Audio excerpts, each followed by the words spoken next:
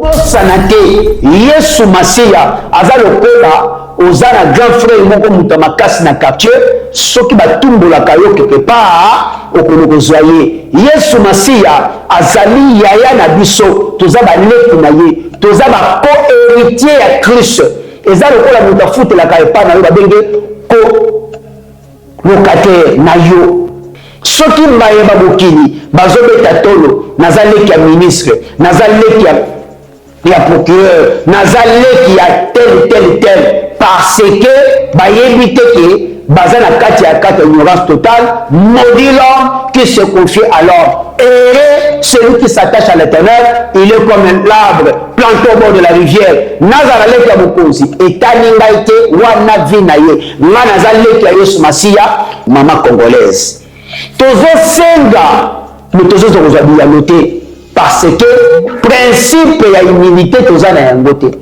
principe ya komikitisa toza na yango te principe ya kokende kolela epai ya Nzambe toza na yango te toyebi ndenge nini ya kolela te toyebi ndenge nini ya kosenga te toyebi ndenge nini ya komikitisa te epai ya Nzambe alola le donateur le pourvoyeur le bienfaiteur Nzambe alola bapagano baokitisme bamagicien banganga batosaka bikila na bango mais ngai na yo tozotosala principe ya Nzambe te oyo Nzambe alingelaka epai na biso te. Dieu n'exauce pas les prières d'un pécheur. À revanche, si tu la mort, tu fais sa volonté, il va te exaucer. Tokendaka epai ya Nzambe parce que tozokoluka na le paradiso. Toza kokende epai ya vrai Nzambe parce que tobundisami na batala badon atiakati na biso yango mokili eza kobundisa biso mpo na yango.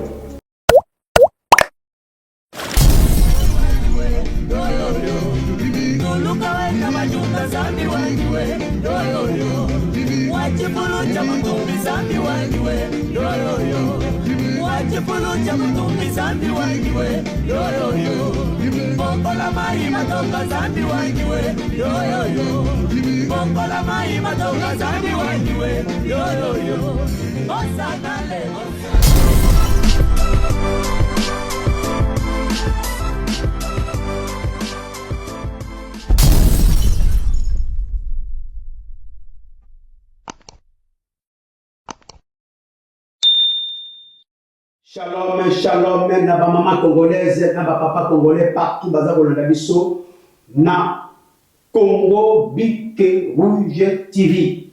Na lingi na limbolela mo eloko moke. Quand on parle de Bic Rouge, tout simplement c'est la vérité, tout simplement c'est la correction. Na kelasi ceux qui professeur à ces Bic Rouge, yeba dans une ngati. Alors, Bic Rouge a représenté Yesu Masiya. La vérité sort de la bouche de l'Éternel.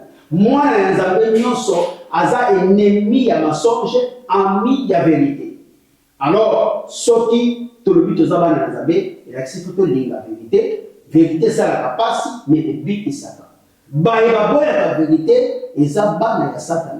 Nous tous, nous sommes les créatures de Dieu, mais tous ne sommes pas les enfants de Dieu. Dans les moments Kayena Abel Babimaki, allez-y comprendre, maman congolaise, papa congolais. Votre un des serviteurs, le messager Galate 16, avocat de femmes, la voix des oubliés. Nzamba lola natoli na commission papa pour tous Nzambe. Na s'effacer yo au paraître, ngana diminuer yo grandir. Delie munoko na ngai na lolemo na ngai Nzambe. Chia maloba, po ebota bomana mitembe ya bana ngo.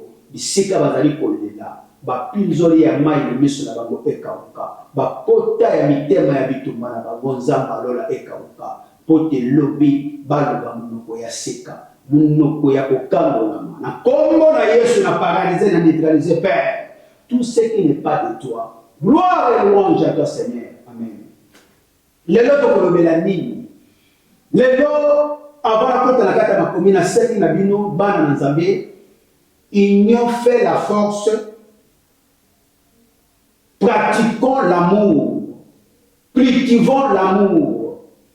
YouTube ezali bisote, YouTube ezali ya mindele, eza instrument oyo eza ko permettre biso canal pour na kokomisa message oyo na ndako na bisika ozali.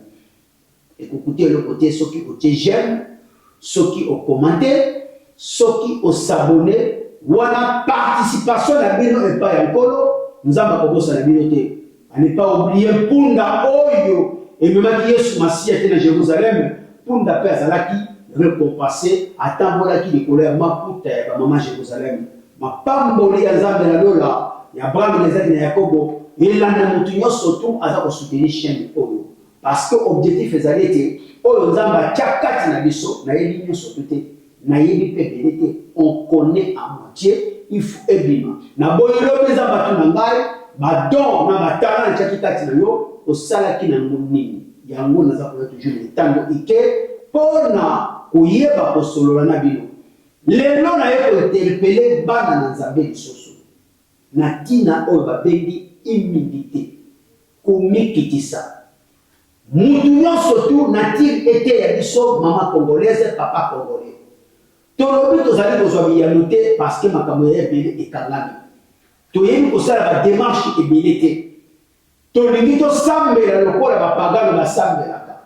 Nzoka mwana ya mokonzi ayebaka kosimba fourchette na kuye na kuto ndenge na kolia na mesa même akena ndako bapaya ndako na bango te ayebi ndenge na kolia na mesa ndenge mokonga na yo tozana kati ya mikila poto ata na kena ndako ya fachi na mesa na kozala complicité parce que na sina lia na restaurant na Champs-Élysées na lia na restaurant na Trocadéro to lia na restaurant ya minene na kati ya poto elakisi bato ko na mesa bakoba que non mwana poto aye na kati na mesa na biso na kosimba fourchette nanga na kosimba cuillère nanga na kosimba couteau nanga na kokata musulu ya kotiela ngai.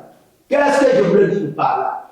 Et dit kolobaki biso bana na Nzambe il faut toyeba ba principe ya bana ya Nzambe et pas ya tata na bango.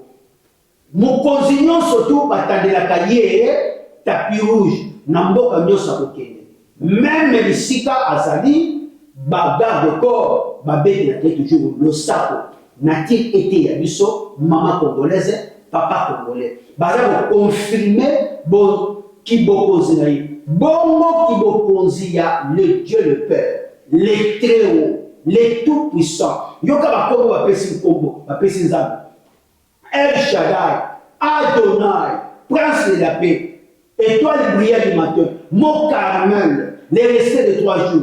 Oh mon Dieu, mon roi, El Shaddai, Elohim, la main détachée, Jehovah Jireh, Jehovah Shammah, Jehovah Shalom, Dieu qui guérit. Alléluia, Hosanna, Wassalam, Mungu wa milele, Bapesi na Kongo, Maoreja, Chilobo, Chamakinda, Nzambe wa Chendele, Jikungi Jakubu Kilamunya, Azam Nzambe, Mungu wa milele, Baba wa milele, bapesi ye bakombo azali yango ya ndenge na ndenge soki na bali kotanga tina lobi na tongo zwana kuna kotalisa ngana yoke a mérité ba honneur a mérité gloire na biso bana na ye kobosana te Yesu Masiya aza lokola ozana grand frère moko muta makasi na quartier soki batumbolaka yo quelque part okonoko zoye Yesu Masiya azali yaya na biso toza baleki na ye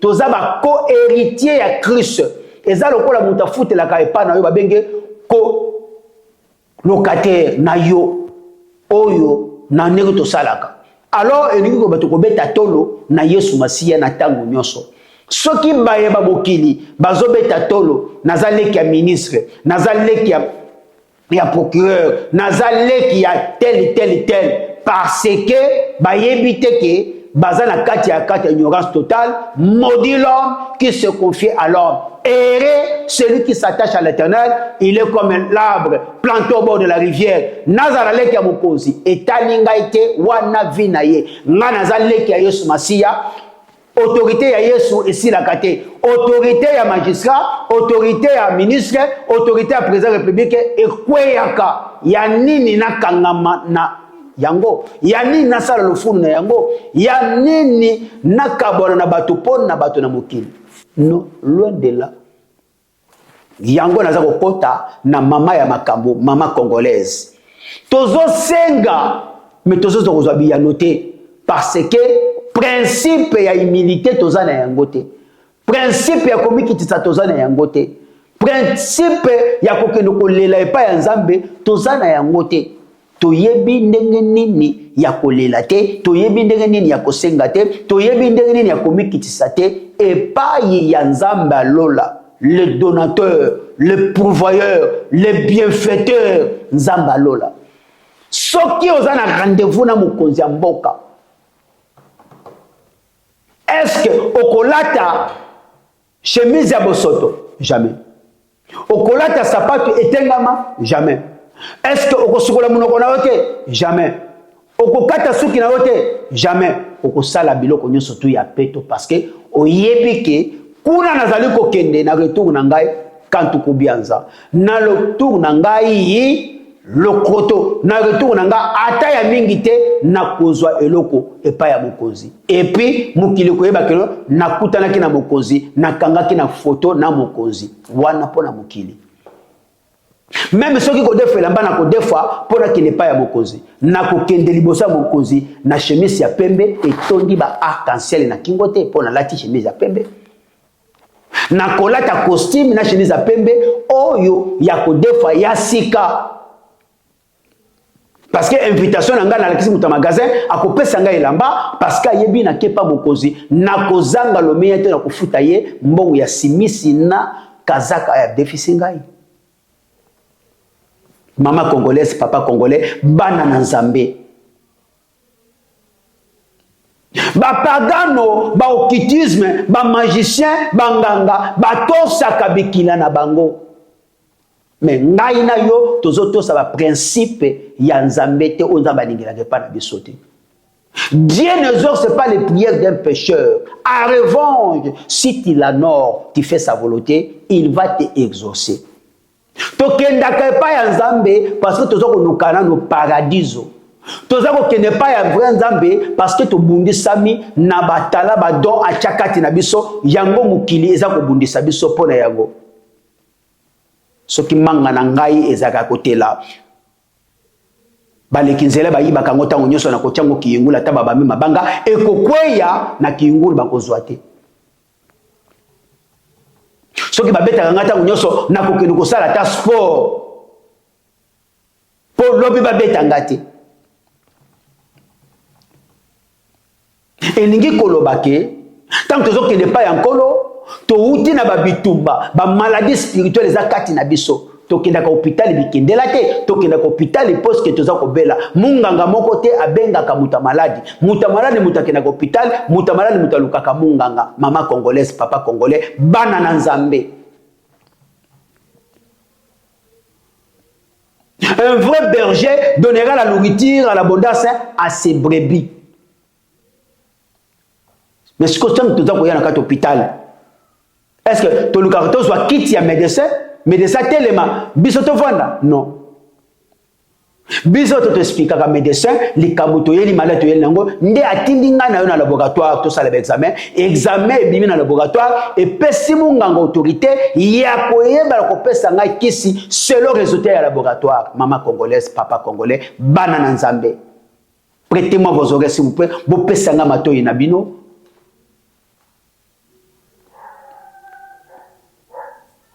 Comment toza ko kende pa ya Nzambe na esprit ya orgueil? Toza ko imposer Nzambe ba principe ya humilité zakati na bisote. Ba parole ya supplication zakati na bisote. Mutu nyonso azangi likambo, azangi eloko asengaka na komikitisa.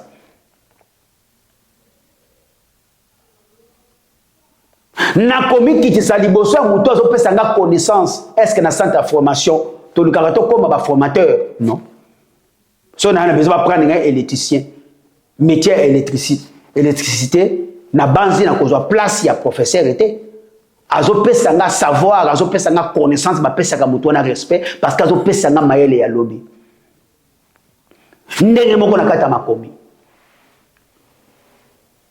Tozo témoigner te parce que tozo ba principe ya kosenga Nzambe te ya komikitisa te. Makomi kotalisa biso. bazalaka pe na bitumba lokola yo na ngai mais bazo ba résultat etika na kata makomi eza pote ya biso interpeller biso bana na nzambe papa congolais maman congolaise votre avocat de femme la voix des oubliés les messagers Galates 4:16 à cause de la vérité on devait l'ennemi tout simplement la vérité c'est l'erreur batalisi biso na mukanda ya Matthieu 17 chapitre 17 verset 14. Balobeli guérison d'un lunatique. Lorsqu'il fera arriver près de la foule, un homme vint se jeter à genoux devant Jésus et il dit, les secrets de généalogie. Au cours de Nzambe loko ya côté le matin, azako kona bisote poto sala na libande na ye, azako kona bisote poto sala na mandefu na ye, baye balukaka ko sakana na libandi ya Élysée, apamela bango bakufa na mukanda ya roi. La vie et la mort sont au pouvoir de la langue. Abimisaki malédiction, ba ours babima na zamba baboma bana mi bale wana parce que bana ko se moquer la libandi ya Élysée. Ba problème bitumba ba maladi na lakisi ke par exemple na pesi ya ba minganga munganga tende mutu akovana akotele mangana vana na bonga na ete na koya ya valinga na telemi o avadi singa nda pesinga sika ayoki ngai na ko commander ete kino sailanga examen tel non na koyoka ngai nde ya kotinda ngai be examen o na kosala po azwa résultat maman congolaise papa congolais na tirete ya biso nazote ya mutu moko j'espère. Nous avons attiré attention à vous, j'espère. Partagez l'émission, partagez le message, et comme le boba ebite bayeba. Papa moko azalaki na mwana na ye atungisa makala ba maladi. Ya bandeko ko ya pati palaba et memaka ya gauche à droite. Nyokani balobi. Lorsqu'il fera arriver près de la foule. Yohana balobi Yesu tangu akomi ne foule qui s'amaya batu au milieu de la multitude Yesu azalaki muta ba plein ya lelo ko bangisa bisote to kotele mila pe ngote parce que ba plein banana Yesu et botele mila mutu te so sala ba plein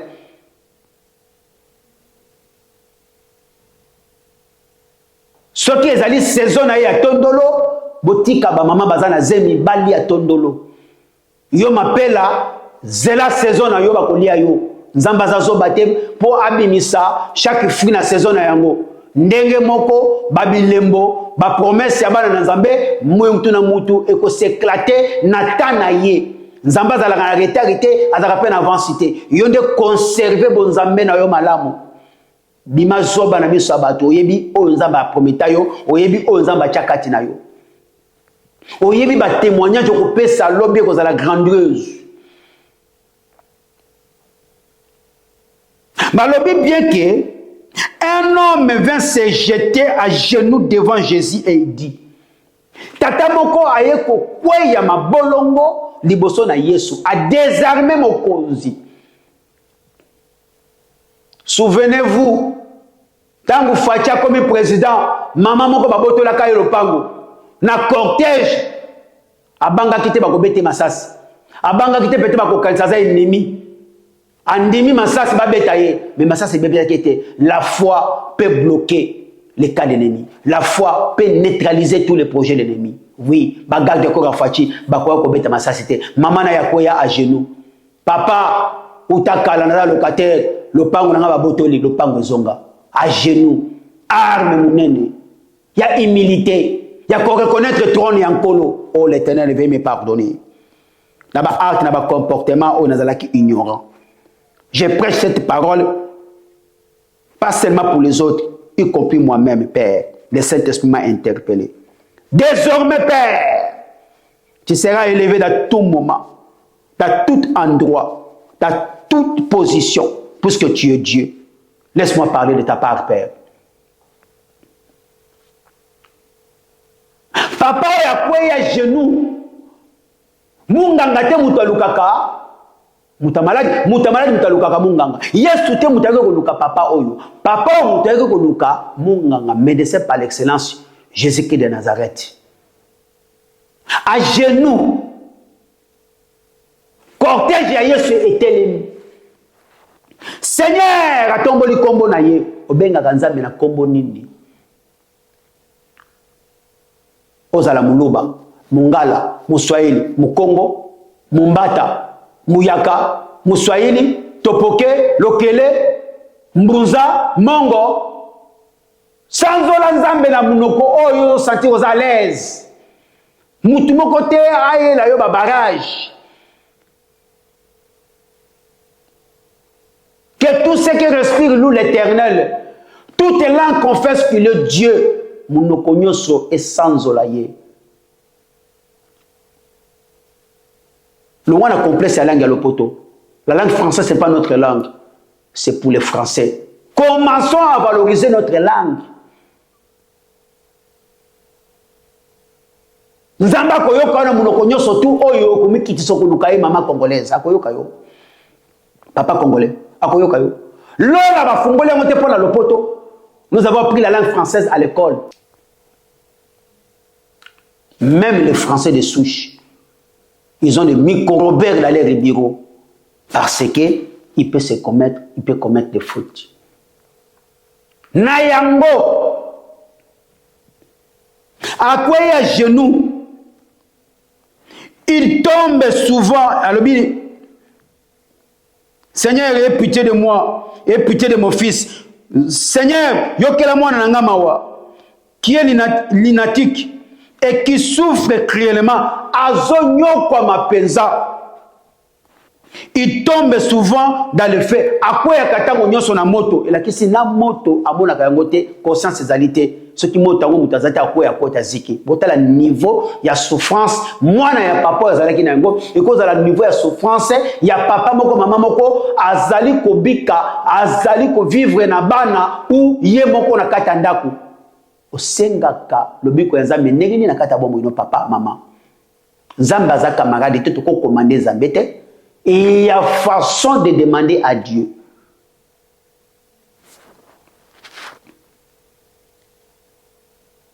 Et souvent dans l'eau, à koko ko ya pe na kati ya ebale.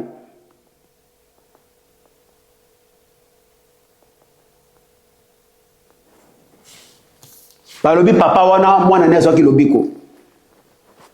Répondit Jésus. Ayebisi Yesu bayekoli na yo bakokite na memeli bango na kokite. Ayebisi bango race de crédules. Jusque quand je serai derrière vous? Jusque quand je serai avec vous? Jusque quand vous supporterai-je? Amenez-les-moi ici.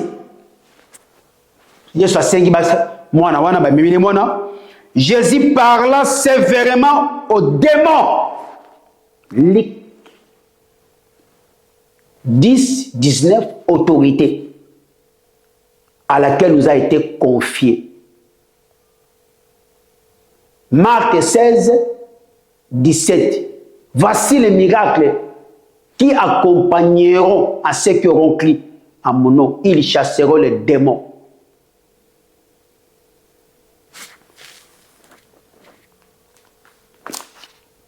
C'est vraiment aux démons qui sortit de lui et l'enfant fut guéri à l'heure même. Et moi, Nakango l'a mis sur place.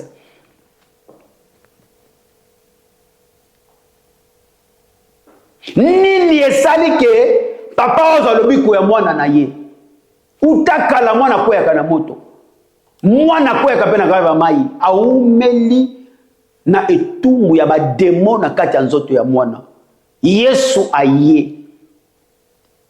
Cortège telemi na genou. Humilité. Abandi supplication kolela. Kolela ma ya misote. Alakisi ke libosa mokonzi amikitisi azali désarmé atomboli mokonzi. Maman congolaise, papa congolais. Les secrets de la délivrance. La clé de notre délivrance. Celle qui peut ouvrir les portes de notre joie auprès de l'Éternel. Pour pour trouver la réponse. Et il avait aussi la foi, cet papa. Tokei dans Marc 10, verset 46. Toyoka kaka l'histoire de Bartimée. Nde balobelaka biso Bartimée, fils de David, yokelanga mawa. Mais maman na révélation et bombama na kati awa. Marc chapitre 10, avant la kota yango, à ne pas oublier, maman oyo, la femme cananéenne. Bobo sanateke, ami kitisaki, pour Yesu aïe, si on ne donne pas la nourriture des enfants aux chiens, alors j'accepte que je suis une chienne. Une chienne peut aussi manger les miettes qui tombent sous les tables des enfants. Oui. Abetaka mabolongo. Kobo sanate Bartimée. Oh ba mesana côté etango nyoso e côté bimi. Papa oyo toti kotanga awa. Aibisaki Yesu, ayez pitié de moi. Yokelanga mawa. Yesu te mutazali malade. Ngana wewe tutozana malade amoni tozo luruka lobiko. Bartimée lobi nini? Marc 10, verset 46. Il arrivera à Jéricho, et lorsque Jésus en sortit avec ses disciples, et une assez grande foule, toujours foule les Angaratés, le fils de Timée, Bartimée, mendiant, aveugle, était assis au bord du chemin. Bazolo bela aveugle moko Bartimée, akufa misu, mais asenga kambongo, balatisaka bilamba manto, ya masumu, ya mbindo bosoto, oye kangaki ye. Ba oyo batiaka yo na po bazwa misolo, baliaka na mutu ya Bartimée. Lokola pas au monate, ata ba pesi $100. Mutu pa ya botoli $100, tie $10, azo $10, akolobate, pas au monate, ayibi pete soki basali échange ya mbongo. Ta la condition ya Bartimée zaki nango. Ba ba déposer wana na tongo na poko bazuye. Nazalaki en dehors du chemin. Mais azoluka akutana na muto babengi, il est le chemin, la vie et la vérité. Nengeni no kozalobiko na libanda ya nzela, maman congolaise, papa congolais. La révélation encore. Na base na zote ya muto moko.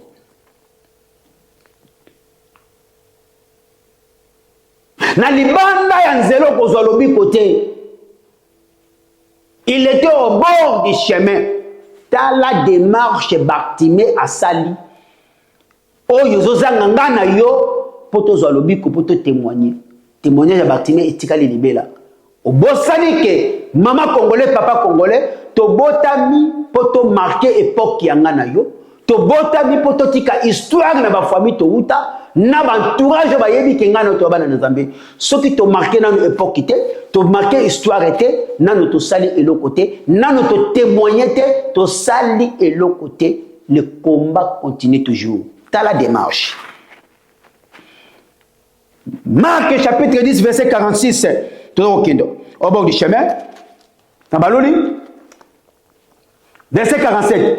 Il attendit que c'était Jésus de Nazareth et il s'est mis à crier. Ayoki ke ezali Yesu. Nakisi basi babetela ili solo ya Yesu. Ndenge ayeba na kosekisa Lazaro, babetela ili solo ya Yesu Masiya. Ndenge ayeba kaki na kufungula miso ya aveugle. Na Janef, babetela ili solo ya Yesu. Ndenge atamboli likolo ya mai, babetela likolo ya Yesu. Tanga yoki kaka, magimi se kufaki me mato ekufaki te. L'entendement spirituel, mato iboni ya bana Nzambe se kufi. Tozozanga koyoka discernement ya voix ya Nzambe. Tozokande discernement ya voix ya bato. Il s'est mis à crier abandi koganga lo sambo na ye ayoka mutu sonité. abandi koganga pona lobiko na ye. Fils de David, Jésus, ayez pitié de moi. Moi, Nana Dawidi, yokelanga mawa. Est-ce que Nzambe, maman congolais, papa congolais, tolobaka, toyebisaka Nzambe yokelanga mawa na losambo na biso, ou toyaka mbala moko po to imposer Nzambe. Nani ko imposer Nzambe? Mukonzini ba imposaka ye, ezala patron ya musala, soko za koluka augmentation ya nombre des anneaux sali, okoya toujours na courrier ozo comme la patron avec des requêtes motivées na mamaloba kitoko oyo ko séduire mokonzi pe na musala oyo sala ka malamu yango ko matisa le meilleur na kata musala yango ndo ko mériter na yango. Fils de David, ayez pitié de moi. Parce que mouta malade moutou akolela lobi que pas ya monganga. Ezana médecin moka yebisanga boye. À part Dieu sur la terre, c'est nous. La vie de tous les politiciens, ça se trouve dans notre main. Ah oui. Ah oui. Donc, comprenez la raison. À part Nzambe, et ça va médecin à ça mabele. Ah oui. Ah oui. Plusieurs les reprendra pour les faire taire, mais il crie beaucoup plus fort. Et belé bazo finaye, y compris baye kolia Yesu. Koka moite ceux qui sentir ya mosala na Nzambe bazo tio bakal, koka moite bandi na yote bandi na baktime. Zala violent. Violent ya ki impolite. Violent au Bible lobby, le royaume de Dieu appartient aux violents. Oyebi ndenge okuta na mosala na Nzambe wana. Oyebi ndenge nini okutana na ye. Voilà oyebi. Oyo position nini okoyela oyo ko désarmer mosala na Nzambe lukako. Ça fait le tokutana ngate. Oyebi position nini ko désarmer ye. Oyo pe entourage na ye bakozala neutraliser. Ekota na mutu et vanda maman congolaise papa congolais. Il crie encore plus fort.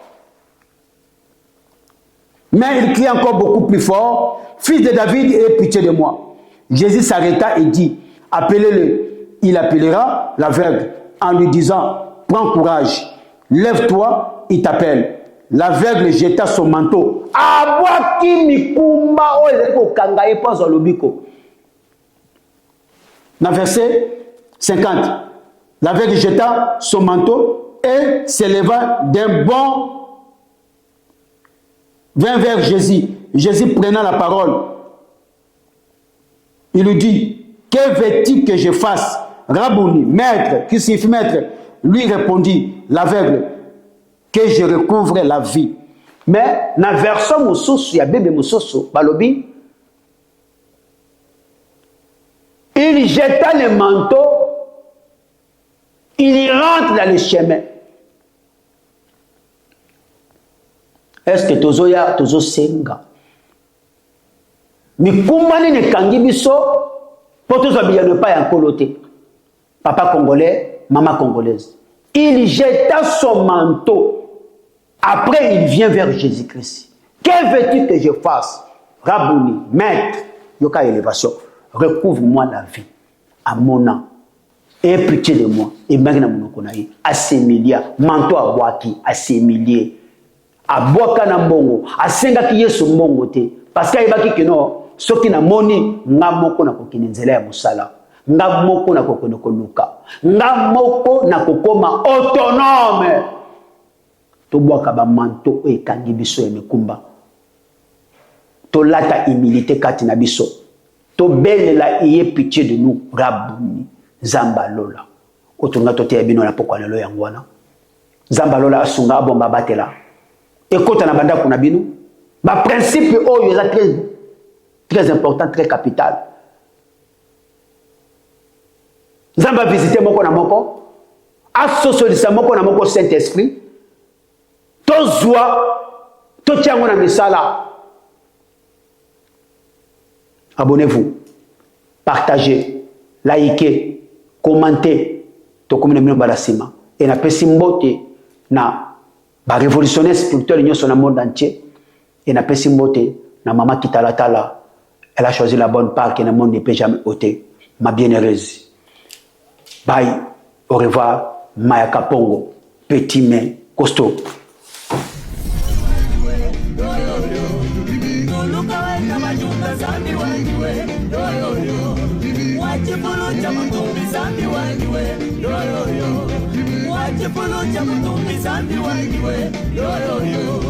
Bongola mai matonga zambi wanjiwe yo yo yo. Bongola mai matonga zambi wanjiwe yo yo yo. Osana le.